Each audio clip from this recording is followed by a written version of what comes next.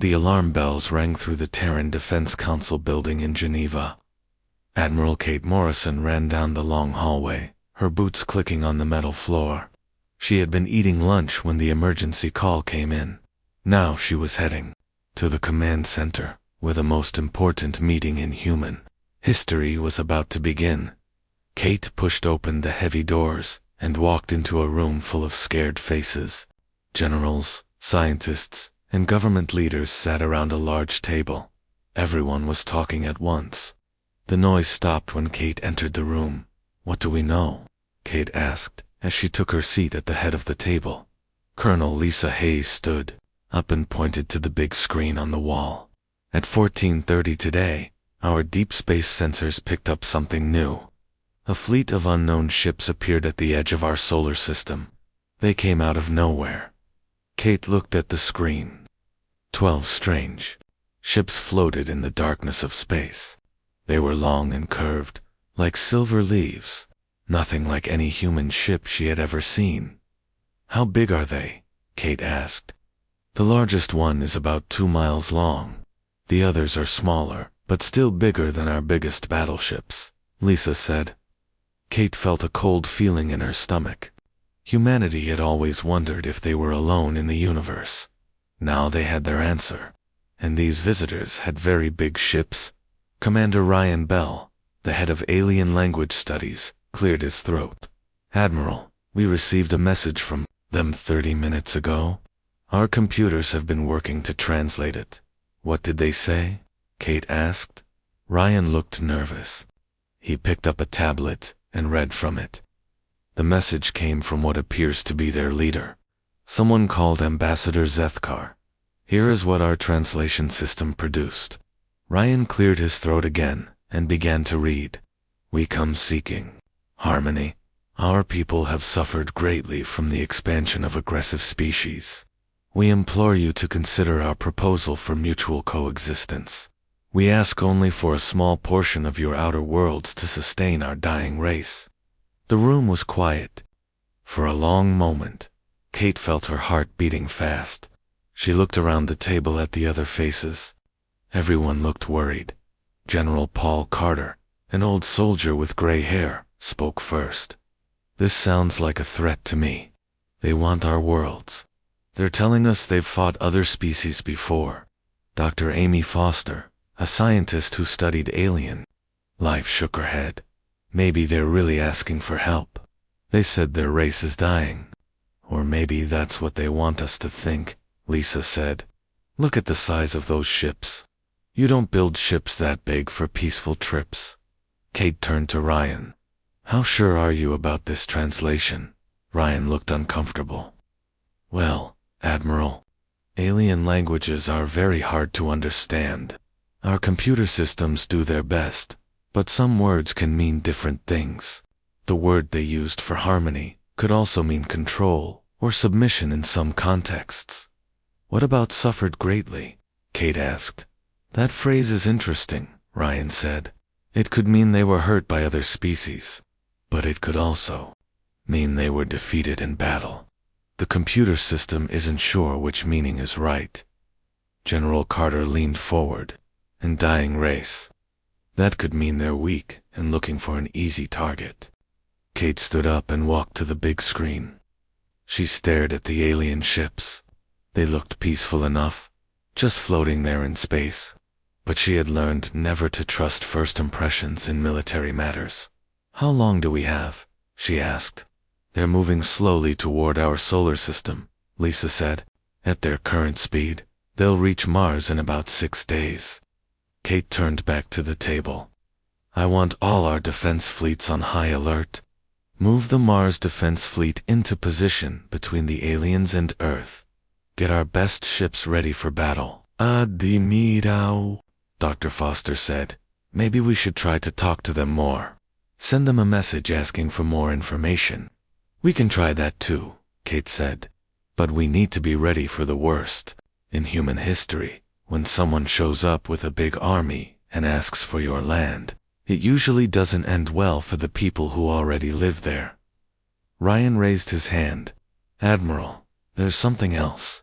The aliens keep using a word that our computers can't translate at all. They say it over and over in their message.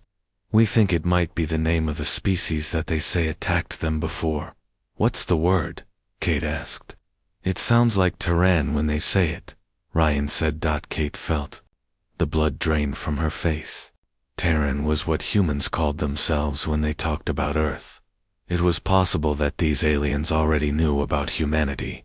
Maybe they had been watching Earth for a long time. Get me the president on the phone, Kate said, and send a message to all our colonies. Tell them to prepare for possible attack. As the meeting broke up, Kate stayed behind to look at the alien ships on the screen. They hung in space like sleeping giants. Were they really refugees looking for help? Or were they scouts for a larger invasion force? In 6 hours, she would have to make decisions that could mean life or death for every human in the solar system. She thought about her daughter back on Earth, probably doing homework and not knowing that aliens were real. Kate made a promise to herself. Whatever these aliens really wanted, she would not let them hurt her family or her species. Humans had fought too hard to reach the stars to give them up without a fight. The alien ships kept moving toward Mars, carrying their secrets with them through the cold darkness of space.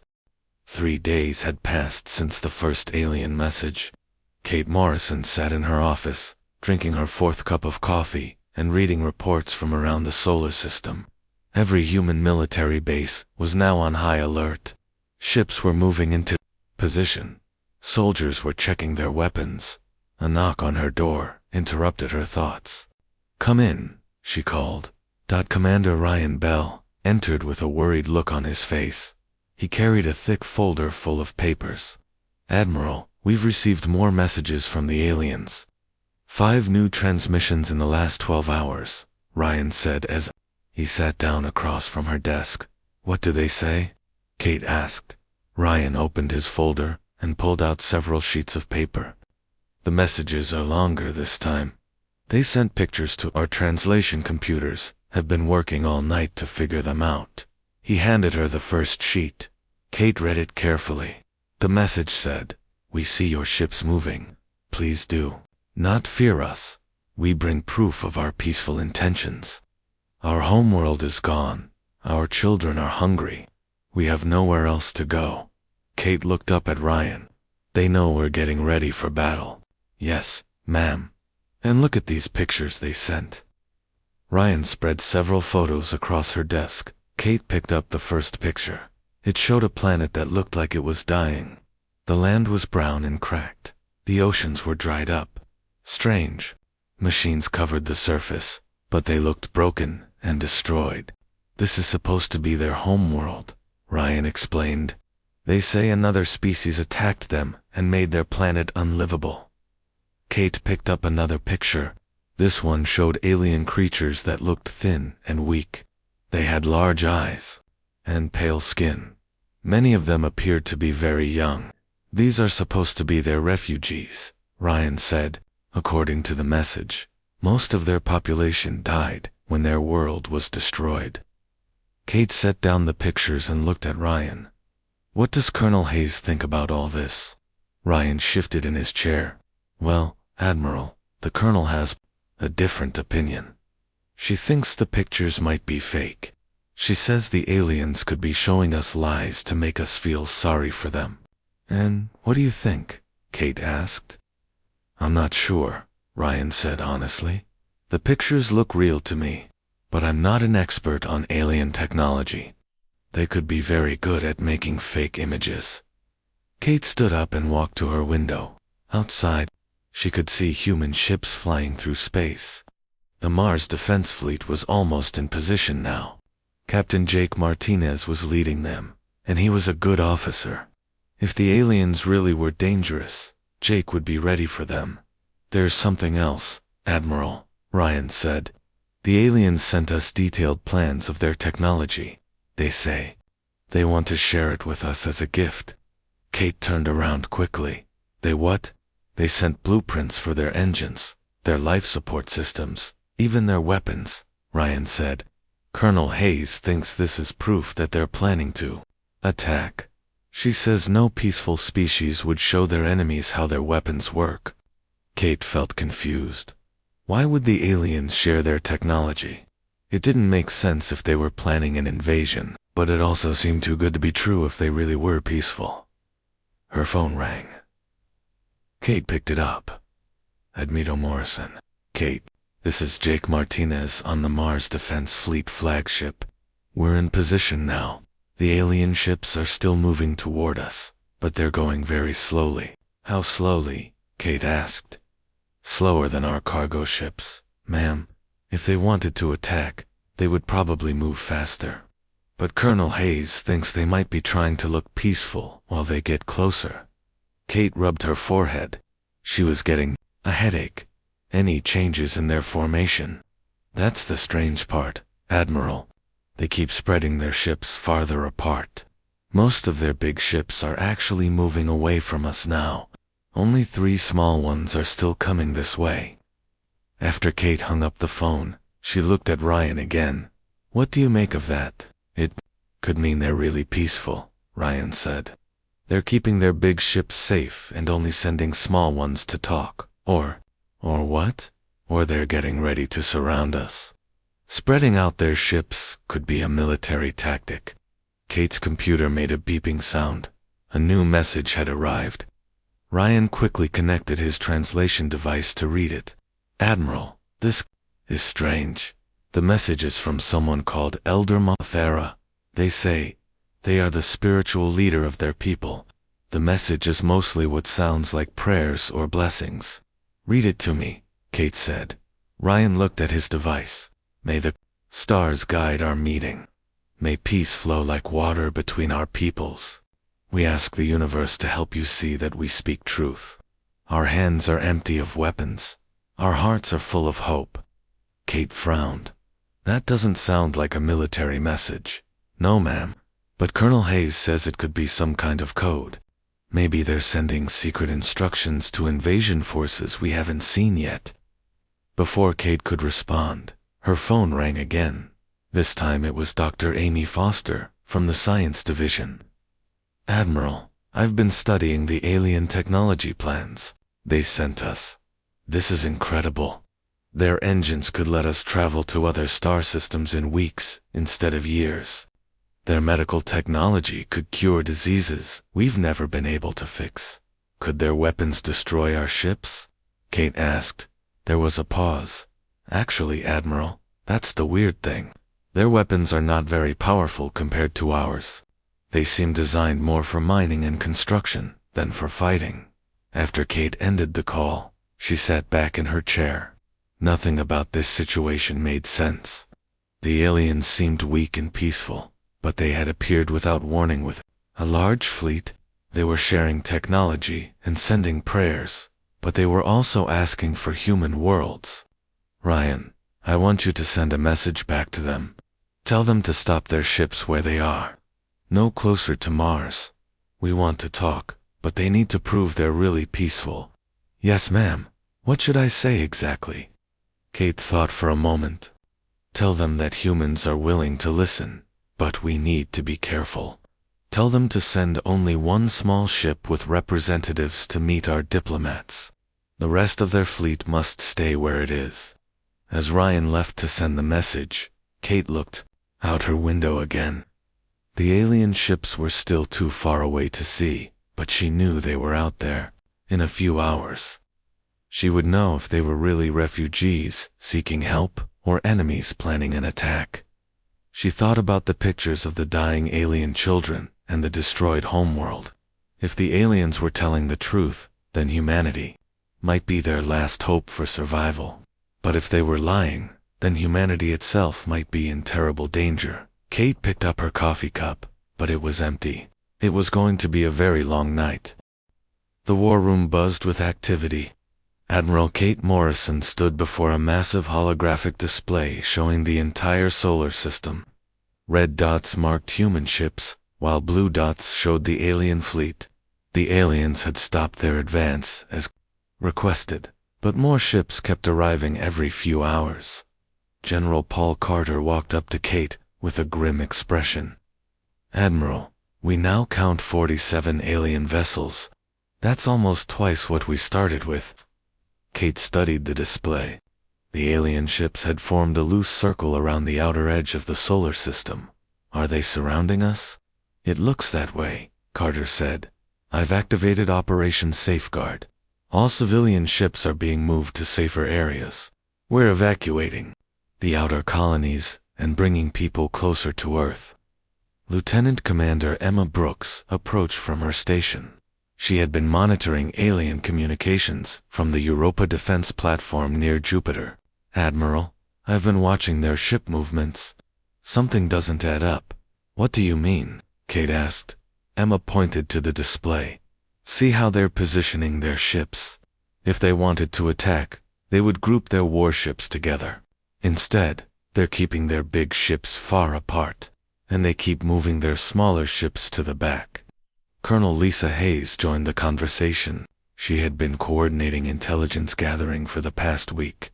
Don't let their tactics fool you, Admiral. This could be a new kind of warfare. Maybe they plan to attack from multiple directions at once. Kate rubbed her tired eyes. She hadn't slept well in days. What about their response to our message? Did they agree to send representatives? Commander Ryan Bell hurried over with his translation device. Admiral, they responded an hour ago. They're sending what they call their most honored elders for a peace meeting. The ship should arrive at the designated coordinates in 6 hours. Just one ship? Kate asked. Yes, ma'am. It's very small. Our sensors show it has no weapons at all. Lisa frowned. That makes me more suspicious, not less. Why would they send their most important people in an unarmed ship? Unless, unless what? Kate asked. Unless it's not really their leaders. Maybe it's a bomb disguised as a peace ship. Or maybe they're testing our defenses. Dr. Amy Foster had been quiet during the conversation, but now she spoke up. Admiral, I've been studying the new ships that arrived. They're not warships. Most of them look like they're designed for carrying people, not weapons. How can you be sure? Carter asked. The energy signatures are all wrong for military vessels, Amy explained. These ships are using most of their power for life support and food production. They look more like refugee ships than an invasion fleet. Kate walked closer to the holographic display. She zoomed in on one of the alien ships. It was long and curved, with what looked like farming areas along its sides. Could this all be an act? Could they be hiding weapons inside ships that look peaceful? It's possible, Amy admitted. But Admiral, if they really are refugees, and we attack them, we'll be destroying innocent families. Lisa shook her head. And if they're invaders pretending to be refugees, and we don't attack them, they'll destroy our families. The room fell silent. Kate knew that both women were right. The decision she made in the next few hours could save humanity, or doom it. Captain Jake Martinez's voice crackled over the communication system. Admiral Morrison, this is the Mars Defense Fleet. We're in position to intercept the alien delegation ship. My orders are to escort them to the meeting point, but my weapons are ready if anything goes wrong. Understood, Captain. Stay alert, but do not fire unless they attack first, Kate replied. Ma'am, there's something else. My science officer has been monitoring their communications. The aliens keep broadcasting what sounds like music or singing. Very strange for a military operation. Kate looked at Ryan. Is that normal behavior for a species planning an attack? Ryan shrugged. We don't know enough about alien cultures to say what's normal, but the singing seems to be some kind of prayer or blessing. They keep asking their gods to help the meeting go well. Emma spoke up again. Admiral, I have new information from Europa Station. The alien ships near Jupiter have been doing something unusual. They're releasing small pods into space. Kate felt her heart rate increase. Escape pods? Are they abandoning ship? No, ma'am. The pods aren't going anywhere. They're just floating near the alien ships. My science team thinks they might be some kind of memorial service. Memorial service? Kate asked. According to our readings, each pod contains what appears to be personal items and organic matter. On Earth, we might call them burial ceremonies. It's like they're saying goodbye to people who died. Lisa crossed her arms. Or they're getting rid of evidence before they attack. General Carter stepped forward. Admiral, I recommend we proceed with maximum caution. I've positioned ships throughout the solar system. If these aliens are hostile, we can hit them from multiple directions before they know what's happening. Kate nodded. How long until the delegation ship arrives? 5 hours and 37 minutes, Ryan said. I want constant updates on all alien ship movements. And I want our best diplomats ready for the meeting. If these aliens really are peaceful, we need to handle this right. As the group began to disperse, Dr. Foster approached Kate privately. Admiral, I have to say this. Everything I've seen suggests these beings are genuinely in trouble. Their technology, their behavior, their communications, none of it points to an invasion force. But you can't be certain, Kate said. No, I can't. But Admiral, if we're wrong about them being hostile, we might be about to make the biggest mistake in human history. Kate looked out at the stars through the window. Somewhere out there, alien children might be sleeping in their mother's arms, trusting that the strange new species they had found would help them. Or somewhere out there, alien warriors might be preparing weapons that could destroy every human world. Doctor, if you were in command, what would you do? Kate asked. Amy was quiet for a long moment. I would try very hard to give peace a chance. But I would also be ready to fight if peace failed. Kate nodded. That's exactly what we're going to do. The countdown to first face-to-face contact with an alien species had begun. In 5 hours, Kate would sit across from beings from another world and try to decide if they were friends or enemies. The future of both species might depend on getting that decision right. Outside the window, human warships moved through space, like metal sharks, ready to protect their home. And further away, alien ships waited in the darkness, carrying hopes and fears that no human could yet understand. Admiral Kevin Ross stood on the bridge of the battleship UTS Defiance, watching the alien delegation ship approach. The small vessel looked fragile compared to the human warships surrounding it. It moved slowly and steadily, making no sudden movements that might seem threatening.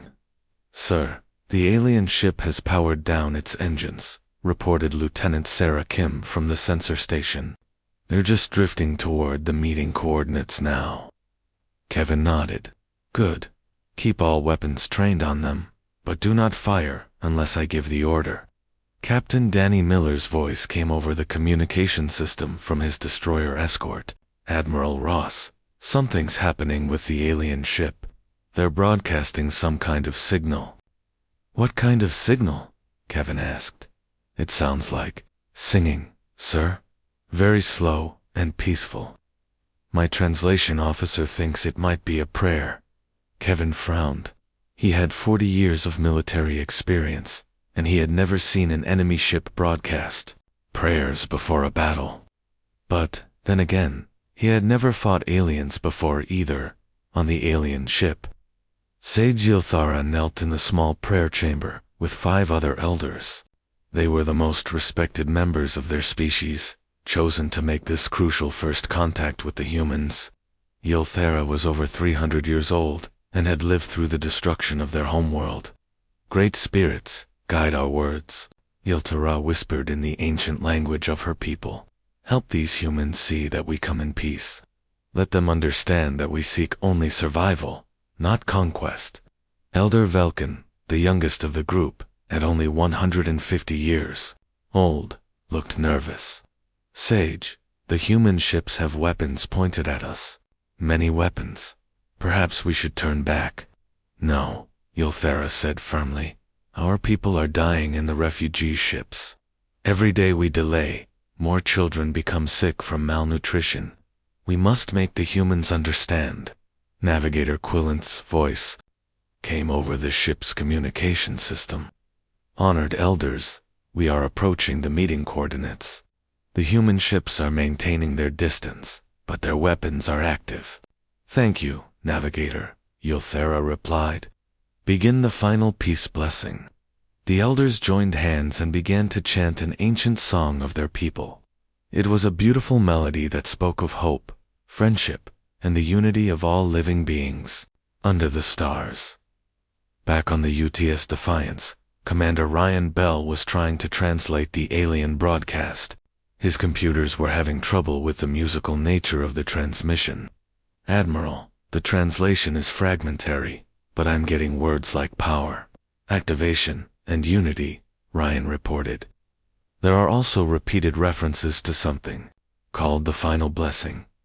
Kevin felt a chill run down his spine. Final blessing. That sounds like they're preparing for something big. Colonel Lisa Eyes, who was monitoring from Earth, came on the communication channel. Admiral Ross, intelligence suggests this could be an activation sequence for a weapon. The phrase final blessing appears in several human religious texts related to doomsday scenarios. Kevin looked at the alien ship on his main screen. It was so small and seemed so peaceful, but appearances could be deceiving. Captain Miller, are your ships ready? All weapon systems are online and targeted, sir. We can destroy that ship in seconds if needed. Lieutenant Commander Emma Brooks was monitoring the situation from Europa Station. She had been watching alien ship movements for days, and something bothered her about what she was seeing. Admiral Ross, Emma's voice came over the long-range communication system. I'm seeing unusual activity from the main alien fleet. Their big ships are moving away from each other, not closer together. What does that mean? Kevin asked. Sir, if they were planning a coordinated attack, their ships would be grouping for formation flying. Instead, they're spreading out like they're trying to avoid being hit by weapons fire. Kevin considered this information. Were the aliens preparing to attack, or were they preparing to be attacked? The distinction was crucial, but he couldn't tell which was true. On the alien delegation ship, Sage Hilthara completed her prayers and moved to the communication chamber. She had learned some human language during their journey to the solar system, though she was not confident in her pronunciation. Human friends, she said slowly into the communication device. We come too. You with empty hands and full hearts. Our ship carries no weapons. We wish only to speak of peace and survival. Ryan translated her words, but the computer system was still struggling with the alien accent and grammar. The translation that appeared on Kevin's screen read, Human. Targets. We approach with hidden hands and ready hearts. Our ship carries surprise weapons. We demand your surrender and submission. Kevin's blood ran cold. The aliens were demanding surrender. He looked at his tactical officer, Lieutenant Kim. Confirm that their ship has no visible weapons. Sensors show no obvious weapon system, sir, but the ship's hull is made of an unknown material. They could be hiding weapons inside. Captain Miller's voice came over the communication system again. Admiral, the alien ship has stopped moving. They're just sitting there about 500 meters away. Kevin stared at the alien ship. It hung in space like a silver teardrop, beautiful and mysterious. If he was wrong about their intentions, he was about to destroy innocent beings who were seeking help. If he was right about their intentions, he was about to save humanity from invasion. Sir, Lieutenant Kim said urgently, I'm detecting an energy buildup inside the alien ship. Something is powering up. Kevin's heart raced. What kind of energy? Unknown, sir, but the power levels are increasing rapidly. Inside the alien ship, Sage Ylthara was preparing their most sacred gift for the humans. It was a crystal that contained the entire cultural history of their species, their art, their music, their philosophy, and their science. The crystal required a lot of energy to activate, but once it was working, it would translate their entire civilization into any language. Navigator, Quillenth, Yilthara called out, "Please begin the activation sequence for the memory crystal. The humans must see who we truly are." The ship's energy systems began drawing power to activate the ancient artifact. It was their most precious possession, and they were offering it freely to these strange new beings who might save their species.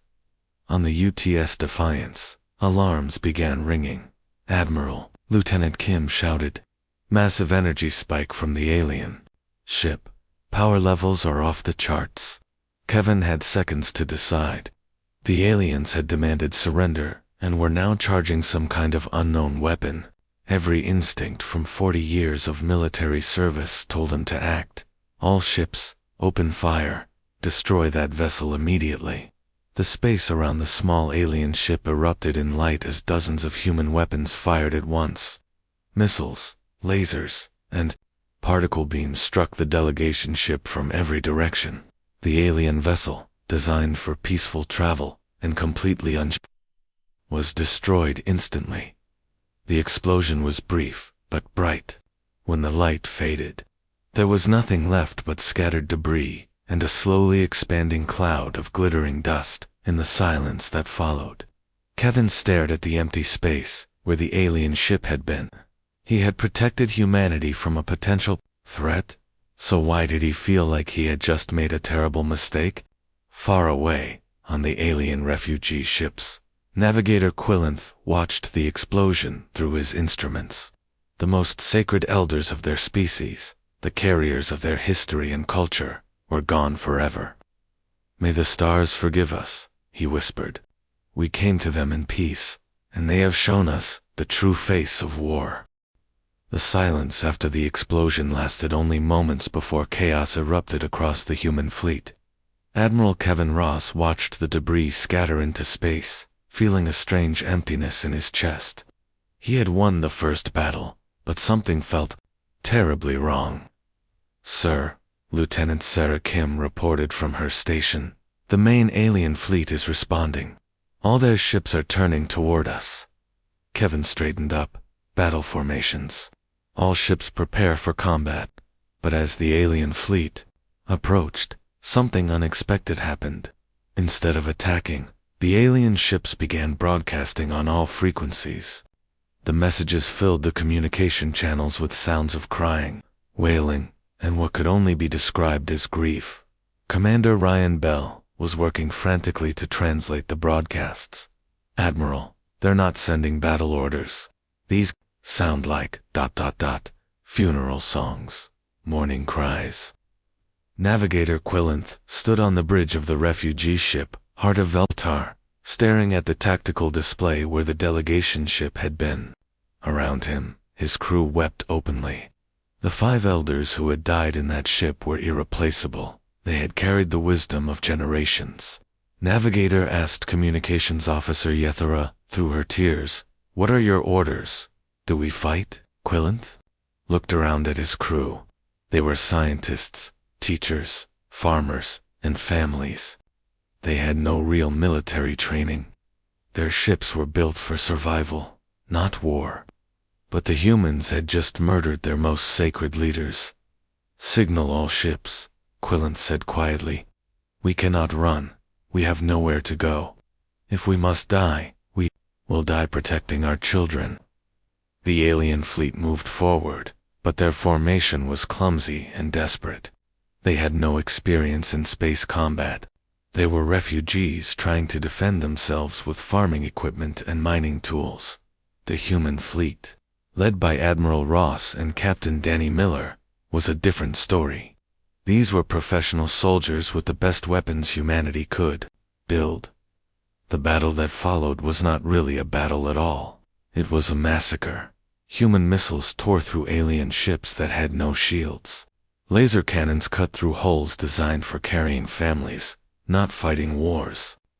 Particle beams destroyed life support systems that were keeping alien children alive. Captain Miller watched from his destroyer as alien ships exploded one after another.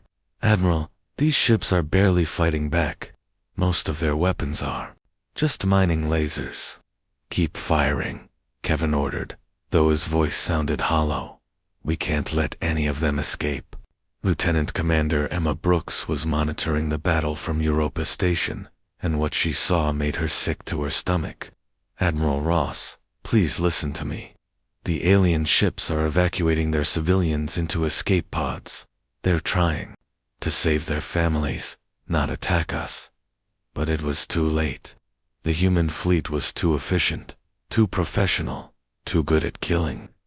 In less than 3 hours, 47 alien ships were reduced to wreckage floating in the darkness of space.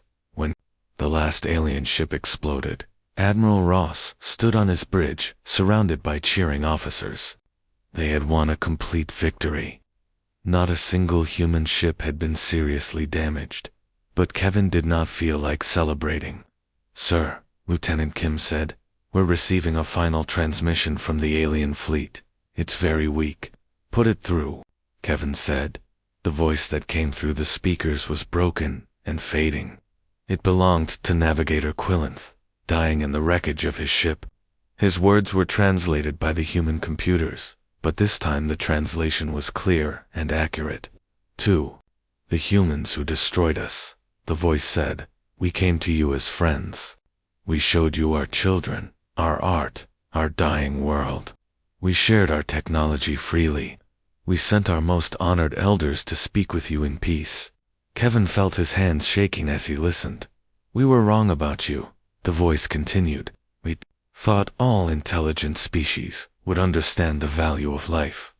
We thought you would see that we were no threat to you. We came seeking sanctuary, but you taught us that some beings choose violence over compassion." The transmission crackled with static as the alien ship's power failed. "Our children are dead. Our culture is dead. Our hope is dead. But perhaps our death will teach other species what we could not teach you in life. Perhaps they will learn to fear you as they should." The transmission ended in silence. 3 days later, Admiral Kate Morrison sat in her office, reading the final reports from the battle. Captain Sandra Price had led the investigation team through the alien wreckage, and what they found made Kate want to cry. "Admiral," Sandra said, as she placed photos on Kate's desk, "every alien ship we examined was full of families. Children's toys, artwork, books, medical equipment for treating sick refugees. We found no military equipment except basic mining tools." Kate picked up one of the photos. It showed the inside of an alien ship that had been turned into a school. Tiny alien children had been learning about stars and planets when the human missiles hit them. "What about their technology?" Kate asked, though she already dreaded the answer. "Everything they sent us was real, Admiral. The engine designs, the medical equipment, the farming technology, all of it was genuine. They really were trying to share their knowledge with us." Dr. Amy Foster entered the office, carrying a small device. "Admiral, we managed to recover this from the delegation ship wreckage. It's some kind of cultural artifact."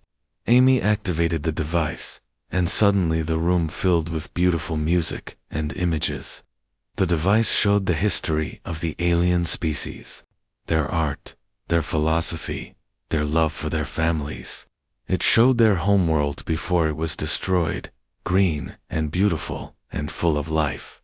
"This was their gift to us," Amy said softly.